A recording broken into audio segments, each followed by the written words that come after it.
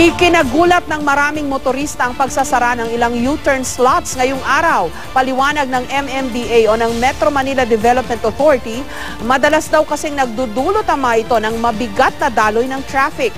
Kaya naman mungkahi ng isang eksperto, huwag nang ipatupad ang U-turn scheme sa Metro Manila. Live mula sa Quezon City, may report si Cedric Castillo. Cedric. Yes, Jessica, sa halos 100 U-turn slots sa iba't ibang bahagi ng Metro Manila ay mahigit 30 na ang isinara ng MMDA, kabilang na yung dalawa ngayong araw at saka itong dating U-turn slot na kinatatayuan natin ngayon dito sa may Quezon Avenue sa Quezon City. Ang nakausap natin kanina yung isang eksperto sa transportasyon at ayon sa kanya, para sa isang congested na highway system katulad ng sa Metro Manila, last resort na daw dapat ang U-turn scheme.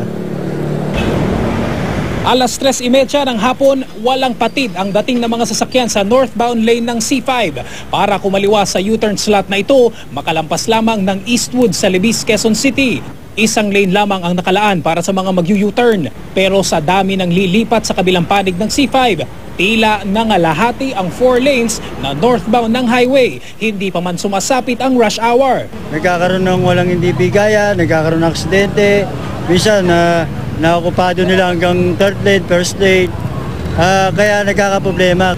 Sa unang araw ng pagsasara sa naturang U-turn mula alas 4 ng hapon hanggang alas 8 ng gabi, tiyempong nakaumang na ang isang itim na kotse nang ipwesto na ang barikada.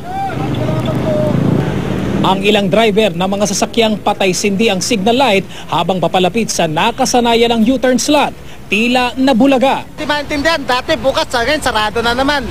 Ano ba dapat, sir? Dapat yan, bukas na lang, kung bukas. Malaking abala. Dahil sa bagong regulasyong ito ng MMDA, karagdagang 700 meters pa ang tatahaki ng northbound vehicles para maka-U-turn sa ilalim ng kasunod na flyover. Kesa naman ma-delay sila ng matagal dito kasi nga ako galing mismo doon, lampas ng Ortigas yung traffic. Dahil lang doon sa 2 o 3 lane na inoccupy ng U-turning vehicles. Inaasahan na natin na may magre-reklamo kasi nga syempre yung mga maapektuhan. Pero kung bibilis naman yung takbo nila, 'di ba? Siguro marirealize din naman nila kung bibilis yung takbo nila, matatanggap din nila na tama yung ginawa natin. Sinarhan na rin ang U-turn sa pagitan ng Examiner Street at Scout Borromeo, pero sa kaso ng Quezon Avenue, permanente na ang closure. Dahil 400 meters pa ang layo ng susunod na U-turn, pilit sumaksak ang ilang motorista sa U-turn na mas malapit pero nakalaan naman para sa kabilang lane. Sa kalagitnaan ng isang live report ng GMA News, mismong ang service vehicle na ito ng MMDA, hindi pa tsinagang sa tamang U-turn pumasok. Pinapostehan na raw ng ahensya sa traffic constables ang area para sumita sa mga pasaway. Taong 2003 nang ipatupad ang U-turn scheme sa Metro Manila kung saan una itong inimplement sa EDSA, Marcos Highway, Commonwealth at Quezon Avenue. Sa datos na nakalap ng GMA News Research, 76% ng lahat ng U-turn slots sa Metro Manila nagtala na ng aksidente. Motorists tend to resort to very risky driving behavior in jostling for space. The inner lane, which is supposed to be the higher speed lane, becomes the slowest lane. This is done in other countries.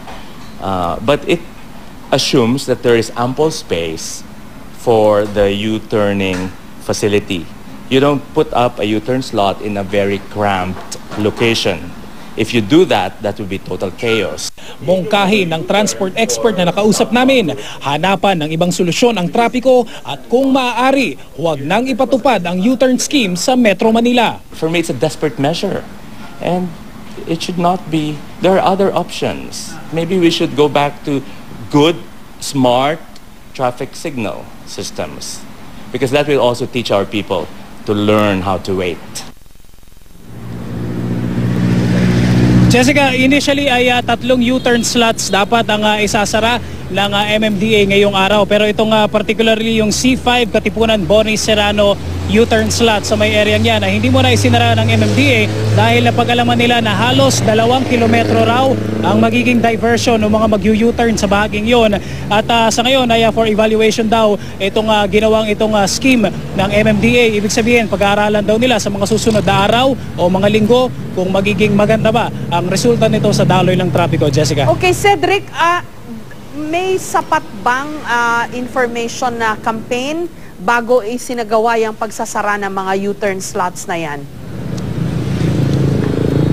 Actually, Jessica, nakausap natin kanina si Director Noemi Resio at ang sinabi niya ay for 2 weeks daw ay patuloy yung kanilang mga announcements even sa media, sa newspapers at meron din daw silang mga pinapaskil na ginagawa. Kaya sa paniwala daw ng MMDA ay enough naman daw yung campaign nila o pagbibigay ng awareness sa publiko na hindi na nga daw magagamit ngayong araw nito, particularly itong sa may Quezon Avenue. Pero itong kinatatayuan natin, Jessica, mula a few meters mula dito sa pwesto natin, mapapansin ako kung medyo umuulan kasi ngayon, Jessica, merong nakapaskil na signage na sinaran itong U-turn na ito dito sa Quezon Avenue. Pero yung pinuntahan din natin kanina sa may Eastwood ay walang signage, Jessica. At kanina tinanong natin si Director Resio nga at sabi nila kanina kaya pag-aaralan nila kung kailangan nilang maglagay ng signage doon para hindi naman mabulaga yung mga motorista, Jessica. Okay, kasi I suppose marami naman ng eksperimentong pinagdaanan ng publiko. Pag kailangan naman gawin, wala naman choice marami sa atin, susunod lang, no? Mabuti yung iba pala, nagkaroon ng signage and enough announcement, no? Pero papaano naman dun sa mga niwala silang ipinaskel o nilagay na sign, di ba? Mahirap naman yung nagkagulatan na lang bigla, isang umaga, wala na lang yung U-turn slot doon. Tama ka, Jessica. Kaya nga na-mention din natin kanina ngayon sa Eastwood, siguro kailangan din na magkaroon ng signage yun para hindi magkagulatan. Although ang sabi nga ng MMDA ay sanayan lang naman daw yung kailangan dito and eventually ay malalao. Kasi kanina mapapansin natin, Jessica, nung sinara na yung mga U-turn slots, naka-signal pa rin yung mga sasakyan. Ibig sabihin, sanay na sila dun sa araw-araw na pag-commute nila o pag-ikot dun sa area yon na mag-U-turn dun sa mga particular areas. Ang sabi ng MMDA, eventually ay masasanay naman daw yung publiko na yung mga kanilang kinasanayan before ay sinara na at specifically naman dun sa may Eastwood ay may certain schedule siya 4 p.m. hanggang 8 p.m. araw-araw para maiwasan naman yung rush hour, Jessica. Maraming salamat sa iyo, Cedric Castillo.